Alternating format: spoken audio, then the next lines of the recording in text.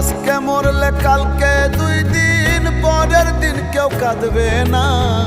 যাদের জন্য করলা কামাই মরলে তারা চিনবে না।